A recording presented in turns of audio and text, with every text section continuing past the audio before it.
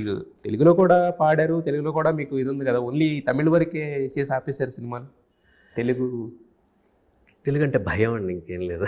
ఎందుకు సార్? ఏంటంటే నాకు మేము అందరం ఒక జనరేషన్ కలిసి అలా పెరిగాం సినిమాలో.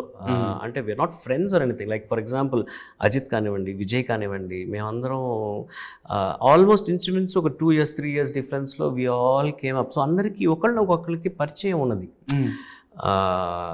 ఒక రెస్పెక్ట్ఫుల్ ఐడెంటిఫికేషన్, నేనంటే ఎవరో అందరికీ తెలుసు, అలాగనమాట. వెంకట్ ప్రభు మేమందరం.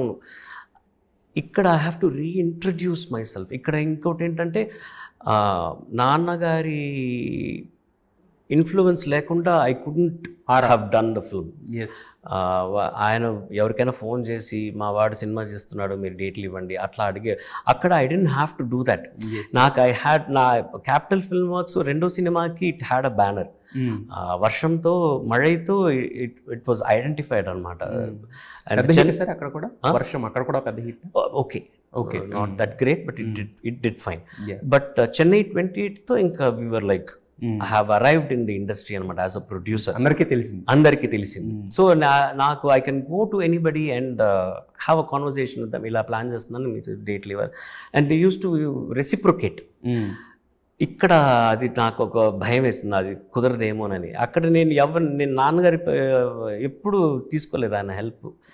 I could go directly to Kamal గారు అండ్ టాక్. రజనీ గారు వర్షం మഴై సినిమా అయిన తర్వాత శ్రియా గురించి నాకు ఫోన్ చేసేవాళ్ళు, రజనీ గారు కానీ కమల్ గారు. Actually got call. కమల్ గారు నాకు ఫోన్ చేయడండి, సార్ చెప్పండి సార్, శ్రియా ఇక్కడ అంతా ఓకేనా, బాగా చేస్తున్నదా, you think that I can cast her in the film. Sir తప్పకుండా సార్, మీకు నంబర్ కావాలంటే నేను పంపిస్తాను. ఇట్లా కిషోర్ గారు మేనేజ్ అప్పుడు. So I used to give ఆయన నంబర్ ఇచ్చి మాట్లాడండి సార్ అని చెప్పి. శ్రవంతి గారు శ్రేయాకి అప్పుడు మేనేజ్ చేసేవారు డేట్స్ అవన్నీ.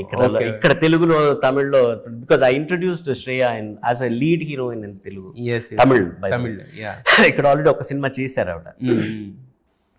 సో అక్కడ కొంచెం ఒక పాపులారిటీ ఉందన్నమాట. I don't need dad's help except financially. Yes.